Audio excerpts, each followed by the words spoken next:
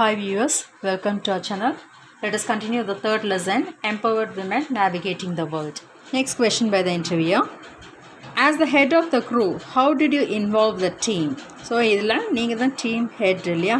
இது எப்படி நீங்கள் உங்களோட இன்வால்மெண்ட்டு எப்படி இருந்துச்சு, எவ்வளோ தூரத்துக்கு இருந்தது, எப்படி இந்த டீமை நீங்கள் வழி நடத்தினீங்க அப்படின்னு கேட்குறாங்க.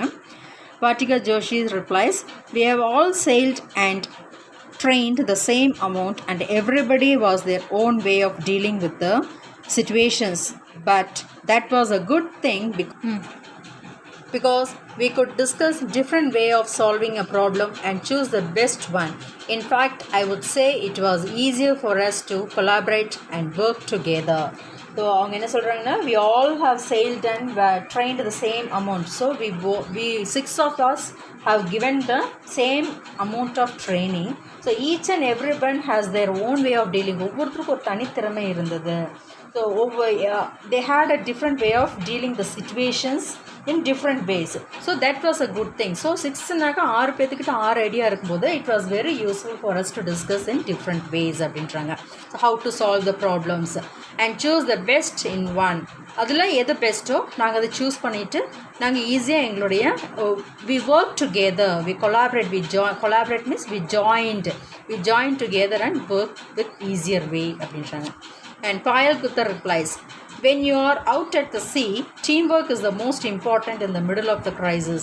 Even during the storm, when 3 people would be out on watch, the other 3 who would be inside wouldn't be able to be rest. Somebody would heat the water and the other person would heat the gloves because it was raining also. So the team effort actually helped in navigating through the 20 hours long storm. I feel that if I had been alone, then it would have been a nightmare to deal with the challenges with that the sea throws at you. So Payal Gupta என்ன சொல்கிறாங்கன்னா, when you are out at the sea, நாம் வந்து கடலுக்குள்ளே பயணம் பண்ணும்போது team work is very important for us. So இந்த middle of the crisis ஒரு problem வரும்போது அந்த இடத்துல டீம் ஒர்க்குங்கிறது ரொம்ப ரொம்ப ரொம்ப முக்கியம். So even during the storm means புயல், strong wind. So even during the strong wind time, the 3 people would be watching out, it seems. So remaining 3 members, they won't take any rest or anything. They will be involved in some other works like heating the water, and the other persons will be heating the gloves because அந்த சமயம் பார்த்திங்கன்னா உங்களுக்கு rainy சீசனாக இருந்தது. So it was raining also. So the team effort actually helped in navigating. எங்களுக்கு இந்த team effect வந்து எங்களுடைய expeditions time வந்து ரொம்ப ஹெல்ப்ஃபுல்லாக இருந்துச்சு. Because the storm took 20 hours long time it seems. So அந்த 20 மணி நேரமும் நாங்கள் ஓயாமல் நாங்கள் 6 பேருமே ஒரு டீமாக ஒர்க் பண்ணி இந்த வொயேஜை ரொம்ப சக்ஸஸ்ஃபுல்லாக முடித்தோம். So I feel that if I had been alone, ஒரு வேளை நான் தனியாக போயிருந்ததுன்னா I would have been a nightmare, அது வந்து எங்களுக்கு ஒரு கெட்ட கனவு மாதிரி முடிஞ்சிருக்கும் அப்படின்றாங்க. பிகாஸ் இந்த சீ மைட் ஹவ் த்ரோன் அவுட், எங்களை வந்து இந்த கடலில் நாங்கள் இந்த புயலில் சிக்கி அழிஞ்சிருப்போம் அப்படின்றாங்க. Next question, share your experience about the most challenging task while sailing. So நீங்கள் சேலிங்னாவே they might have faced so many problems இல்லையா? ஸோ அதில் which one you feel that it was a very challenging task எதுதான் இருந்துச்சு அப்படின்னு சொல்லி கேட்குறாங்க. Vatika Joshi replies, the sea can get really tough when winds are picking up. Those are the times we have to be active and need to anticipate what could be there ahead. In the South Pacific, we encountered a storm where the seas were almost 9 to 10 meters high and the winds were picking up 60 to 70 knots. 70 knot means it's a unit of speed equal to 1 nautical mile per hour, exactly 1.852 kilometer per hour, which is about a hurricane force of wind on land. It is normal on sea where there is hardly any landmass to stop the winds. So Vatika Joshi says, the sea can get really tough when the winds are picking up. நல்ல புயல் காற்று அடிக்கும்போது waves என்னவாக இருக்கும், பயங்கரமாக அலை அடிக்கும். And those are the times we have to be very active. So அந்த மாதிரி சமயங்களில் வந்து we have to be very active. நாங்கள் 6 பேருமே ரொம்ப ஆக்டிவாக, anticipate means to be sure அடுத்து என்ன நடக்கும் அப்படிங்கிறது நாங்கள் அடுத்துன்னு ஆக்டிவாக யோசித்து போயிட்டே இருந்தோம். In the South Pacific, we encountered a storm. South Pacificல ட்ராவல் பண்ணும்போது there was a big storm. பெரும் புயல்லாம் நாங்கள் தாக்கப்பட்டிருந்தோம். ஸோ அதனோட புயலுடைய வேகம் எப்படி இருந்துச்சுன்னா it was about 9 to 10 meters high. And the wind were picking up to 60 to 70 knots. So விண்டோட speed பார்த்தீங்கன்னா 60 to 70 knots ஹைட்டில் இருந்தது. இதுவே இந்த லேண்ட்லனாக்கா ஒரு மணி நேரத்துக்குள்ளே it will be travelling to 1.85 kilometre per hour it seems. So இந்த sea லெவலுங்கும் போது there was nothing to stop the wind. So it was which is about a hurricane force. Hurricane forceனா சூறாவளின்னு சொல்லுவோம் இல்லையா, வெரி பிக் ஸ்ட்ராங் விண்டுன்னு. அப்போ இந்த சூறாவளி காற்றோட force இருந்துச்சு. So it is normal on sea where there is hardly any land mass to stop the winds. So அந்த சமயம் நாங்கள் ரொம்ப ஹார்டாக ஃபீல் பண்ணினோம். ஏன்னா கடல் என்பது it's an open place, nothing there to stop the wind. எதுவுமே வந்து ஓவர்டேக் பண்ணுற மாதிரி எந்த ஒரு விஷயம் இல்லாதனால நாங்கள் அந்த இடத்துல it was been a very challenging task for us. It was also a blissful experience when something broke down, and after a lot of hard work and effort, we were able to fix it together. We will remember these incidents as well because they gave us the strength to move on, and if something went bad, we were able to overcome those challenges. So we were also a blissful experience, ரொம்ப ஹாப்பியஸ்டான moment, ரொம்ப கிளாடான experience. என்னன்னாக்கா when there was any breakages after a long struggle, ஒரு நல்ல ஒரு effort போட்டு அதை நாங்கள் refix பண்ணிட்டோங்கும் போது அந்த சமயம் நாங்கள் ரொம்ப ஹாப்பியாக ஃபீல் பண்ணினோம். And we will remember those incidents as well because they gave us the strength to move on and if something went bad. So இந்த மாதிரி நாங்கள் சரி பண்ணிவிட்டு ட்ராவல் பண்ணும்போது அது வந்து எங்களுக்கு ஒரு ஸ்ட்ரென்த் கொடுத்துச்சு, எங்களை வந்து ரொம்ப ஊக்கப்படுத்துச்சு, மோட்டிவேட் பண்ணுற மாதிரி இருந்தது. இன்னும் அடுத்த அடி எடுத்து வச்சு எவ்வளோ நல்லபடியாக ட்ராவல் பண்ண முடியும் அந்த மாதிரி பண்ணிக்கிட்டோம். we were able to overcome those challenges. Next question, what were the exciting moments during the trip? So உங்களுக்கு இதில் என்ன ரொம்ப ஹாப்பியஸ்டான எக்ஸைட்டான ஒரு விஷயம் என்ன, எதில் நீங்கள் ரொம்ப சந்தோஷமாக இருந்தது, த்ரில்லிங்கான விஷயம் எதுவாக இருந்துச்சு அப்படின்னு சொல்லி கேட்குறாங்க. Vatika Joshi replies, when we were crossing the Tasman Sea, we witnessed the brilliant southern lights from the sea. It was rare to watch that in those months, that too from sea.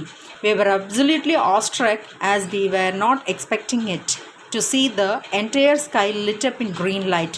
There was a bioluminescence, dolphins swimming in the wake of the boat like our neighbors, and a variety of sea creatures. We spotted a dead sperm whale once and we thought it was an island from a distance. It was so huge. We are not specialists, so whenever we spotted something in the sea, we had to Google it to learn more about the species. So அவங்க என்ன ரொம்ப த்ரில்லிங்கான எக்ஸ்பீரியன்ஸை face பண்ணினாங்கன்னா, அவங்க டாஸ்மன் சீயை cross பண்ணும்போது southern side தெற்கு திசையில் பார்க்கும்போது அங்கே ஏதோ நிறைய ஒரு லைட்ஸ் பார்த்தாங்க. It was rare to watch. அந்த மந்தில் பார்க்கும்போது அந்த மந்தில் இந்த மாதிரி ஒரு லைட் வெளிச்சத்தை பார்க்குறதுங்கிறது ரொம்ப ரேரான விஷயம். அந்த whole sky was turned into green light it scenes. அப்படியே மின்னி லைக் ஸ்டார்ஸ் மாதிரி அந்த பூச்சிங்களோடைய கலர்ஸ் வந்து ஸ்கை ஃபுல்லாக க்ரீன் ஆகிட்டு அந்த சீயே கம்ப்ளீட்டாக க்ரீனிஷாக இருந்துச்சு. அண்ட் தேர் வேர் பயோலுமினிசன்ஸ், நிறைய உயிர்வாழ் இனங்கள் தண்ணியில் நாங்கள் பார்த்தோம். And dolphins are swimming in the wake of the boat like a neighbours. எங்கள் போட்டை சுற்றியும் ஏதோ நெய்பர்ஸ் மாதிரி எல்லா சீ க்ரீச்சர்ஸும் சேல் பண்ணிகிட்டே வந்துட்டு இருந்துச்சு. And we spotted a dead sperm whale. அந்த இடத்துல வந்து ஒரு பெரிய ஒரு வேல், திமிங்கலம் தெரியும் இல்லையா, ஸோ அது வந்து இறந்த டெட் பாடி, ஒரு திமிங்கலத்தோட dead body மிதந்துட்டு இருந்தாமா.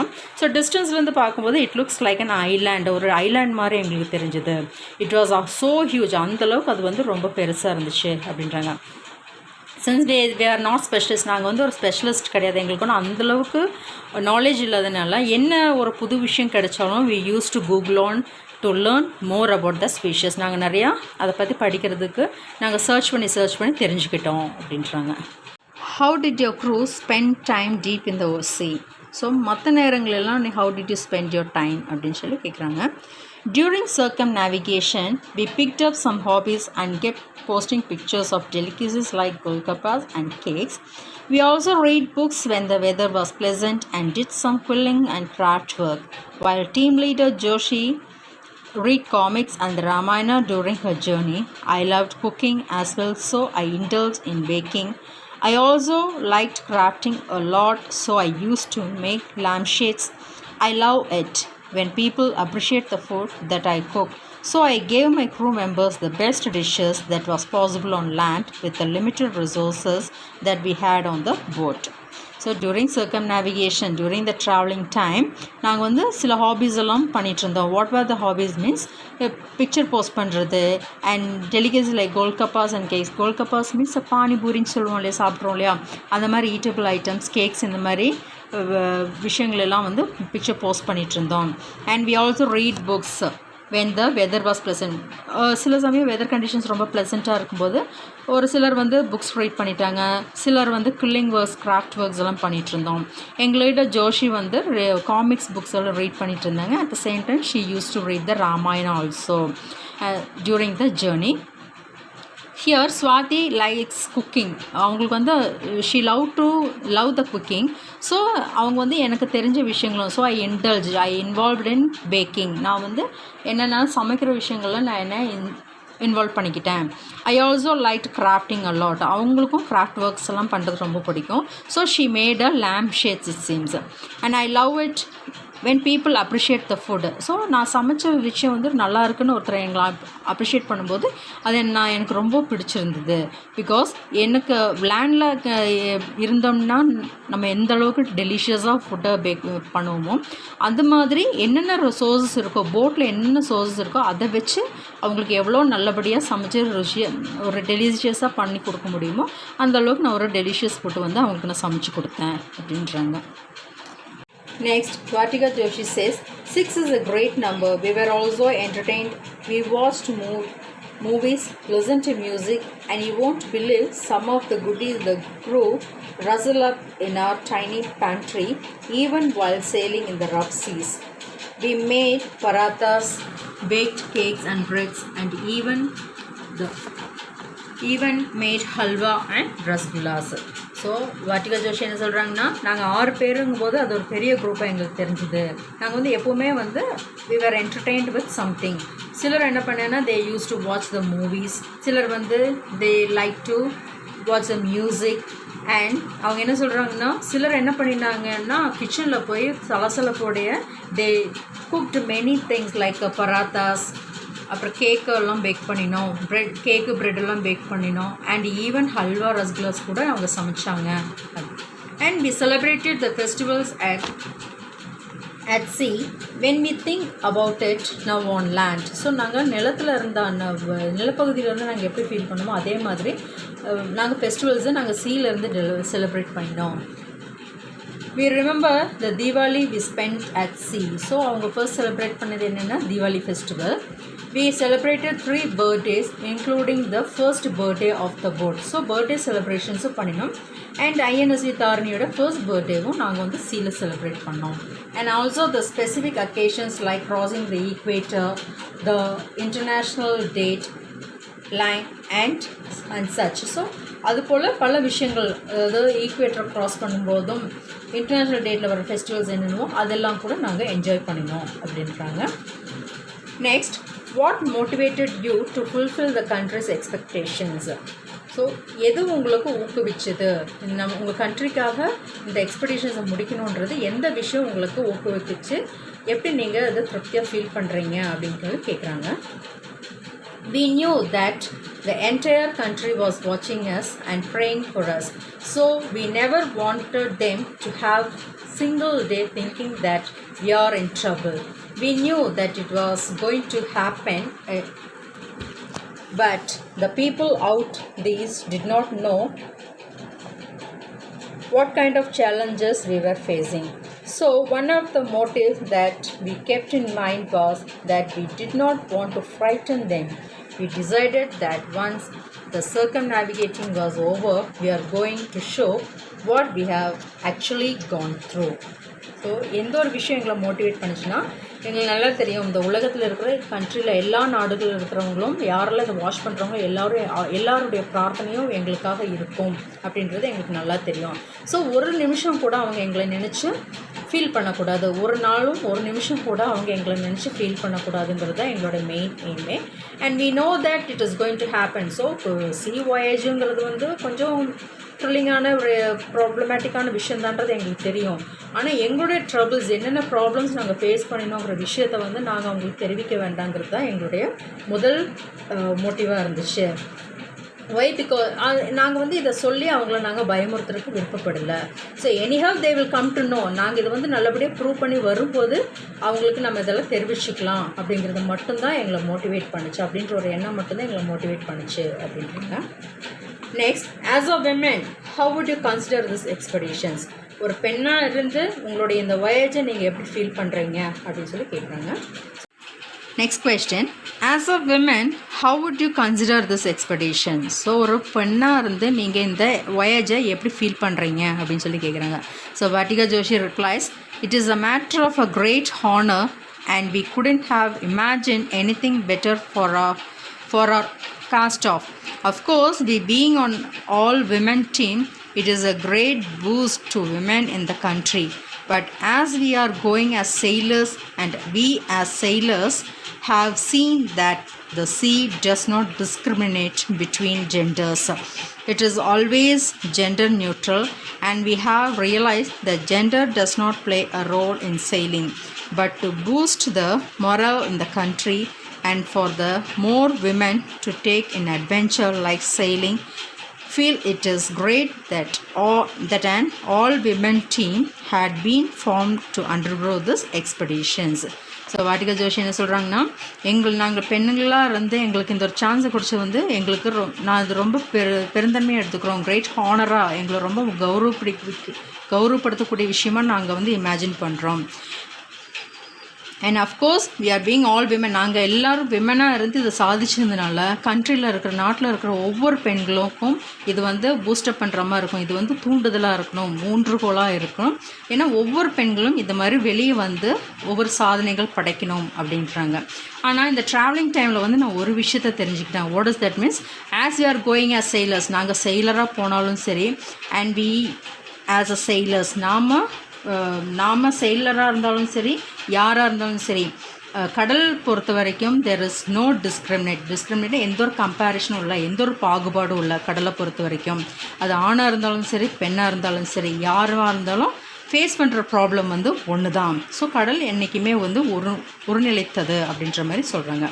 But to boost the moral of the country and for the more women to take in adventures like sailing, feel it is great and all women team had been formed to undergo this expedition. So நான் வந்து இது எல்லா விமனுக்குமே இது ஒரு மோட்டிவேஷனாக இருக்கணும். நான் எங்களுடைய இந்த எக்ஸ்பெடிஷன் வந்து எல்லாத்துக்குமே வந்து ஒரு மோட்டிவேஷனாக இருக்கும். எல்லா பெண்களும் வீட்டுக்குள்ளே இருந்து வெளியே வந்து ஒவ்வொரு ஃபீல்ட்லேயுமே வந்து ஒவ்வொரு சாதனை படைக்கணுங்கிறது தான் எங்களுடைய ஆசை அப்படின்னு சொல்லி முடிக்கிறாங்க. So hope you all understood this lesson. Thanks for watching the full video.